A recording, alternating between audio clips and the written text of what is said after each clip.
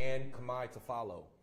Last week, we provided updates on initiatives that included the new Mobile Access Center, or the MAC, which brings services to people where they are, right there on the street. The Mayor's Fund for Homeless Action,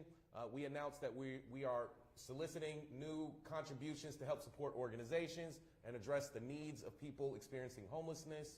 and the establishment of a city voucher incentives team and other incentives to smooth the path toward housing for tenants who are in need, and to work with our landlord, our housing provider community, to ensure that they know how to secure tenants who hold vouchers. Today, we're going to provide updates on our city's outreach efforts in the downtown area, talk about affordable housing and how it's such an important part of our response to homelessness as we think about the future, and highlight recent successes in closing the housing affordability gap. First, I want to share some information on our coordinated response efforts utilizing various city teams. These teams provided a coordinated response that includes partners from our city health department, the fire department, the police department, and Billie Jean King Library, and we're partnering with the County of Los Angeles. Since December, outreach teams have focused on the downtown area, and we've reached 234 people experiencing homelessness. 72 of those people have received services. They've accepted services from our city team, and this includes services in the field like the new MAC, referral and transportation to shelter, enrollment in our homeless services system, connections to community resources, and basic medical services. And the effort continues. Teams will continue to work to connect people with both immediate services and long-term referral services. Next, I want to focus on affordable housing. We know affordable housing is grounded in the belief that all residents of all income levels here in our city are worthy of a safe and stable place to call home and build a life for themselves within the city. Most people in affordable housing have low or very low incomes, and they pay about 30% of their gross income on housing costs. This also includes their utility bills, which we know have increased recently. Today, typically, affordable housing developments in the city begin with the Long Beach Community Investment Company, LBCIC. It's a nonprofit that partners with our city and supports affordable housing and neighborhood revitalization. Now, Christopher is going to talk a bit more about this in a moment. The shortage of affordable housing rental units is one of the primary drivers of homelessness in our city and across our region. We have to invest in this resource and add more affordable housing to our entire stock. And keep in mind that many of the funding mechanisms for these projects come with obligations that ensure that the units will remain affordable even in the next generations to come. But there's still a lot more work to be done. We have to continue to look for resources, solution-oriented tactics that will make a real meaningful difference in people's lives. So thank you first for taking interest in being part of the solution. So now we're going to head to Christopher. So Christopher, tell us a little bit about the LBCIC work and what development services is doing to help people experiencing homelessness and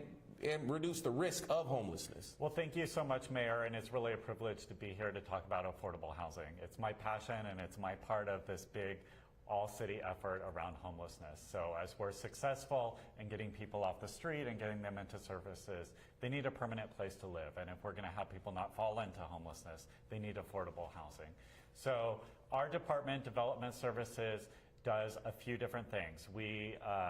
permit and inspect the construction of new housing. We finance affordable housing, and over the pandemic, we've handed out more than $70 million in rental assistance. I'm really proud of what we've done, but we have to do more. Right. Obviously, we have to do more, and we have to have housing opportunities for folks that just need a little help and are in a situation where it's expensive to live in this city. So that's what we're doing. The Long Beach CIC is a nonprofit that is instituted by the city, that we staff, that we fund, but is more nimble than sometimes the city can be. So I think it's a really important partnership, and that's how we have that direct connection to housing construction. That's good. That's good. Well, I'll tell you, when we think about the crisis that we have in downtown and across our entire city, really, since the pandemic began, we've noticed different trends in how people work, and the engagement in our downtown is completely different. What opportunities do you see for us to really rethink our downtown, these corridors that have been, have vacant storefronts and maybe they're not being utilized the way they were designed to be years ago. What opportunities has the pandemic and this homeless emergency created to really rethink our downtown? Yeah, so downtown is just 2 square miles of the city. The city's over 50 square miles, but it's a huge opportunity. So it's an ability to partner with building owners, faith-based organizations, those that serve seniors and veterans, and really think about what is downtown 2.0. What does the future of downtown look like? In 2012, we took a big step forward. We created the downtown plan, and we've built more than 5,000 new housing units downtown. That's included affordable units. We have more than 500 affordable units in the process right now. We're funding more than $6 million in the last couple months towards affordable housing, but obviously more needs to be done. So we need to think about what does the future of downtown look like? How can some of these office buildings that people haven't returned to become housing? But also, how can we have spaces in downtown that are inviting, that work for everyone, that are dynamic and have arts and entertainment and also housing opportunities. So it's really an ability to think about what comes next, and then how do we build on the more than 2,400 units that were approved over the last couple of years for the next 1,000 and the next 1,000, because at the end of the day we have to have housing units if we want people to be housed. It sounds basic, but it's an important thing we need to do. We've done a lot, but we need to do a lot more. And I think that's important. As we talk about this emergency, we can't live in emergency forever. We have to think about medium-term and long-term solutions. And in the medium term, let's look at ways to address our zoning and maybe reprioritize to bring families back into the downtown and make sure that our ground floor is activated. If it's not with ground floor retail, then let's look at housing, or let's look at other opportunities. Now, in the 100-day plan at the State of the City, we talked about beginning, and you mentioned Downtown 2.0, beginning this process of our Downtown Plan 2.0. So what do you think the timeline for that process will take place? Yeah, so this summer, I know it's very cold outside today, but summer's right around the corner. We'll be having community meetings, we'll be doing workshops, and I'm so excited, we can be out in the community again and sort of talking to people and showing them ideas and being able to talk about that. So that'll be coming this summer, but we don't have to wait till this summer to see progress. So as part of the emergency, any new affordable housing projects will be reviewed by my department, by Development Services, within 60 days. We're going to change the way we do things, because we need to change the way we do things, and we need to be able to do them quickly. I'm doing a top to bottom review with staff of all of our affordable housing funding, seeing how we can get it out the door quicker, and so that we can come out of the emergency, and so that housing is part of the long-term answer for folks in need. Absolutely. And thank you, because it's fortunate that we are a city with our own health department and a great development services team that thinks about long-range planning, so we don't find ourselves in this situation again. The last thing I'll just say is that our neighbors in Los Angeles just recently adopted some tenant protections in terms of just cause for eviction protections, and a lot of folks said, hey, Long Beach should do the same, and I reminded them that Long Beach took this step 3 years ago in ensuring that we had universal just cause for eviction protections in our city. Could you just touch on that briefly? Yeah, so we met with landlords, we met with tenants' rights advocates, we looked at the facts, we looked at the data, and way back before the pandemic,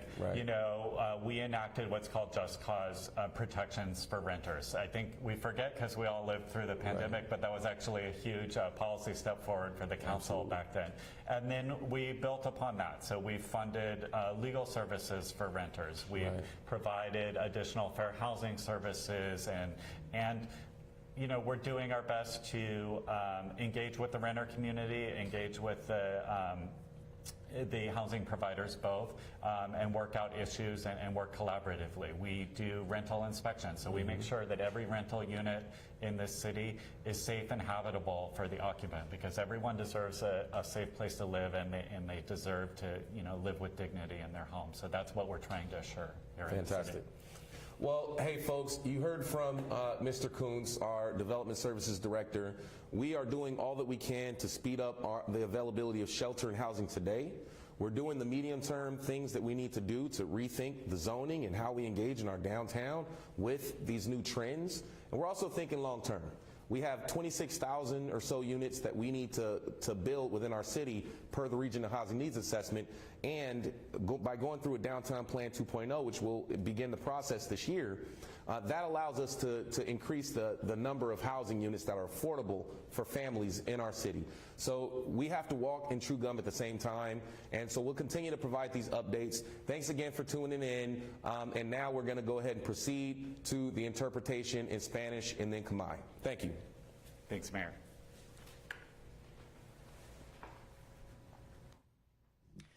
Muy buenos días a todos ustedes. Bienvenidos a la segunda nuestras actualizaciones semanales sobre la emergencia local de las personas sin hogar en la ciudad de Long Beach. Hoy el alcalde Richardson estuvo acompañado por Christopher Kranz, director de Servicios de Desarrollo.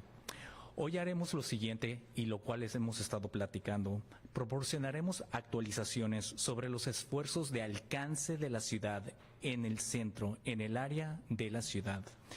Hablaremos sobre la vivienda asequibles, de una parte tan importante, fundamental de nuestra respuesta a la falta de vivienda y, más que nada, destacar los éxitos más recientes en el cierre de la brecha de asequibilidad y de vivienda. Antes que nada, quiero compartir información sobre nuestros esfuerzos coordinados de alcance utilizando diversos equipos y también transporte público. Esos equipos proporcionan una respuesta coordinada que incluye socios del Departamento de Salud de la ciudad, el Departamento de Bomberos, el Departamento de Policía y además la Biblioteca Billie Jean King en el Condado de Los Ángeles. Queremos fomentar y destacar otros aspectos fundamentales del ayuntamiento en coordinación con todas las personas que trabajan en conjunto con nosotros. Desde diciembre, los equipos de extensión enfocados en el área del centro de la ciudad llegaron a 234 personas sin hogar. 72 de esas personas aceptaron servicios de nuestros equipos. Estos incluyeron servicios del campo desde el centro de acceso móvil, lo cual es muy importante y fundamental. Como referencia, transporte al refugio, inscripción en nuestros sistemas de servicios para personas sin hogar, conexiones, vínculos y recursos comunitarios y servicios de aspecto médico básico y accesibles. A continuación, quiero centrarme en la vivienda asequible. La vivienda asequible se basa en la creencia de que todos los residentes de todos los niveles de ingresos socioeconómicos sean dignos de un lugar seguro y estable al que puedan llamar hogar. Es lo cual la ciudad de Long Beach está trabajando arduamente para perseverar este mismo aspecto y llegar a un fin que nos convenga al bien común. La mayoría de las personas en viviendas asequibles tienen ingresos bajos o muy bajos y pagan alrededor de 30% de sus ingresos brutos en costos de vivienda, incluidos los servicios públicos. Por lo general, los desarrollos asequibles en la ciudad comienzan con Long Beach Community Investment Company, que es algo que estamos trabajando en conjunto con ellos para hacer una revitalización del mismo vecindario. La ciudad de Long Beach y, por sus siglas en inglés, LBCIU, asociaron increíblemente los desarrolladores, proveedores de servicios públicos comunitarios y religiosos, lo cual es un aspecto importante que estamos fomentando, trabajando en Long Beach para tener un plan conocido como el 2.0 para desarrollar este freno económico. Durante el año pasado, Long Beach ha agregado más de 520 viviendas asequibles a nuestro desarrollo de inversión de viviendas locales, lo cual es algo fundamental para prosperar. Esto incluye los desarrollos que se han completado y los que están actualmente en proceso de construcción. La semana pasada se aprobaron 6.1 millones para el desarrollo de 2 nuevos proyectos de vivienda asequible que traerán casi 200 viviendas asequibles a la misma ciudad. Una gran parte de estas unidades se reserva para aquellos que experimentaron el mismo. A continuación también tenemos a nuestro invitado, el cual destacó cosas fundamentales de cómo estamos trabajando en esto en conjunto para que ya no haya ningún tipo de indigencia o personas sin hogar. Por favor, cuéntanos un poquito de eso para que podamos seguir adelante con ello y qué se está desarrollando para el mismo plan. Una de esas cosas fundamentales es que Long Beach sigue invirtiendo en este recurso para agregar más viviendas asequibles en este inventario. Ahora, tengamos en cuenta que muchos de los mecanismos de financiamiento para estos proyectos vienen con una obligación muy fundamental que asegura las unidades que seguirán siendo asequibles incluso para la próxima generación. Así que hay mucho trabajo por delante. Long Beach es fuerte y en nuestra dedicación a explorar soluciones creativas e innovadoras que podamos restaurar no nomás el financiamiento o las viviendas, pero restablecer el tejido social para seguir adelante con los mismos aspectos.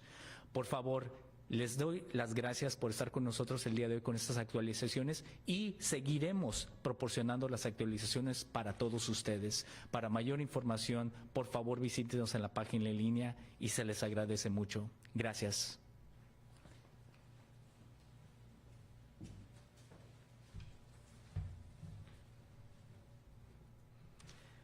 បាទសូមជម្រាបសួរបងប្អូនទាំងអស់នេះគឺជាសប្តាហ៍ទី2ហើយដែលយើងឡើងមកជម្រាបជូនបងប្អូនអំពីព័ត៌មានថ្មីស្ដីអំពីបញ្ហាដែលត្រូវដោះស្រាយជាបន្ទាន់ពាក់ព័ន្ធទៅនឹងការរស់នៅដោយគ្មានទីជម្រកស្នាក់នៅក្នុងទីក្រុងឡុងបិចរបស់យើងថ្ងៃនេះយើងមានវត្តមានលោកអភិបាលក្រុងឡុងបិចលោក Richardson និងលោក Christopher Coons ដែលជានាយកផ្នែកសេវាអភិវឌ្ឍដើម្បីជម្រាបជូនដំណឹងថ្មីទាំងនេះបាទថ្ងៃនេះយើងមានជម្រាបជូនបងប្អូននៅព័ត៌មានសំខាន់ដូចតទៅនេះបាទទី1គឺយើងផ្ដល់ជូនព័ត៌មានថ្មីអំពីការខិតខំប្រឹងប្រែងរបស់សាលាក្រុងនៅក្នុងការចុះផ្សាយផ្ទាល់ដល់ទីប្រជុំជនកណ្ដាលក្រុងឡុងបិចរបស់យើង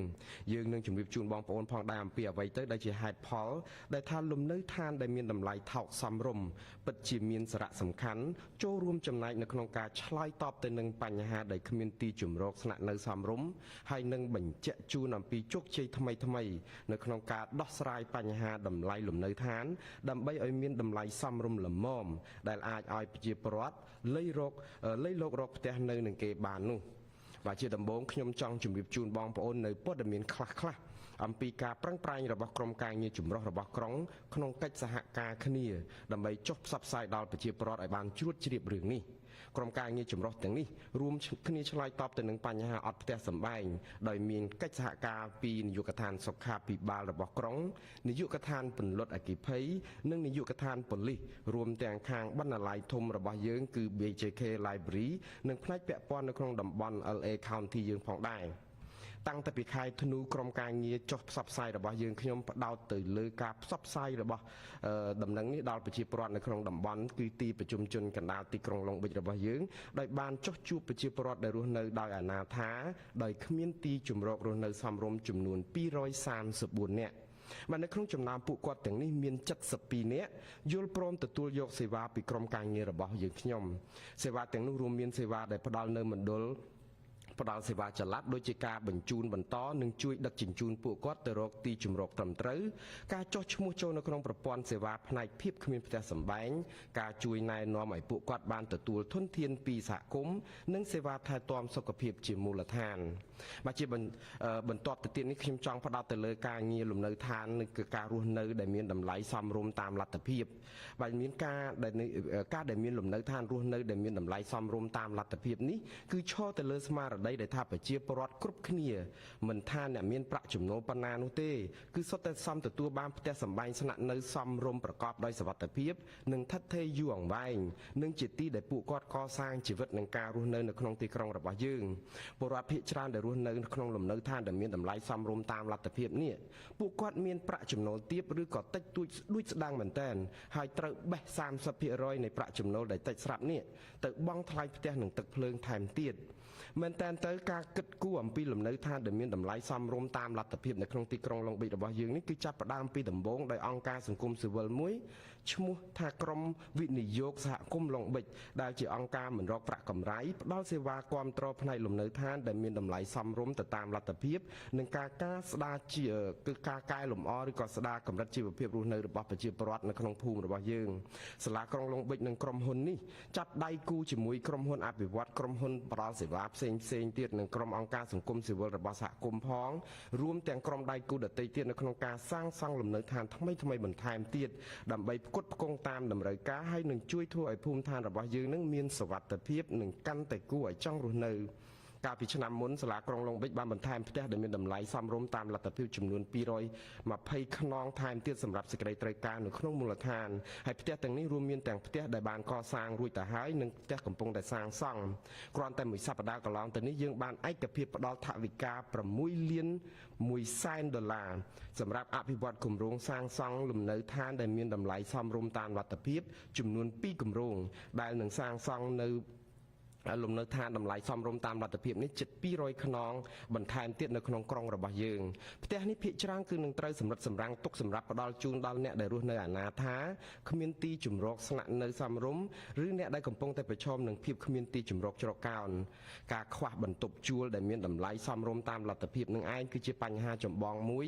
ដែលនាំឲ្យកើតបញ្ហាអនាថាឬភាពគ្មានទីជម្រកសមរម្យនៅក្នុងក្រុងរបស់យើងទីក្រុងឡុងប៊ិចត្រូវតែបន្ថែមទុនដើម្បីវិនិយោគលើផ្នែកធនធាននេះនឹងត្រូវតែបន្ថែមផ្ទះដែលមានតម្លៃសមរម្យតាមលទ្ធភាពនេះឲ្យបានច្រើនទៀតសម្រាប់ក្រុងរបស់យើងជាងនេះទៅទៀតចូលយើងទាំងអស់គ្នាកុំភ្លេចថាយន្តការនៅក្នុងការផ្ដល់ថវិកាសម្រាប់គម្រោងទាំងអស់នេះគឺសុទ្ធតែបានមកដោយមានចំណងកាតព្វកិច្ចជាប់មកជាមួយចំណងនោះគឺការធានាធ្វើយ៉ាងណាឲ្យបន្ទប់ជួលឬក៏ផ្ទះដែលមានតម្លៃសមរម្យតាមលទ្ធភាពនេះនៅមានជាដរាបទាំងសម្រាប់ជំនាន់នេះនិងសម្រាប់ជំនាន់តទៅទៀតយើងនៅមានកិច្ចការច្រើនណាស់ដែលត្រូវបន្តធ្វើហើយសាលាក្រុងឡុងប៊ិចបដិញ្ញារក្សាជំហររឹងមាំក្នុងការស្វែងរកដំណោះស្រាយចម្រុះទាំងបែបច្នៃប្រឌិតនិងគំនិតថ្មីៗដើម្បីពន្លត់ភ្លើងនៃវិបត្តិភាពអនាថានិងបញ្ហាគ្មានផ្ទះសម្បែងរស់នៅសមរម្យនេះបើបងប្អូនចង់ជ្រាបព័ត៌មានបន្ថែមអំពីលំនៅឋានសមរម្យតាមលទ្ធភាពនិងធនធានដែលពាក់ព័ន្ធផ្សេងៗទៀតរួមទាំងបញ្ជីនៃផ្ទះជួលដែលមានតម្លៃសមរម្យតាមលទ្ធភាពនេះសូមបងប្អូនចូលមួយគេហទំព័ររបស់យើងតាមអាសយដ្ឋាន longbeach.gov/lbds បាទសូមអរគុណ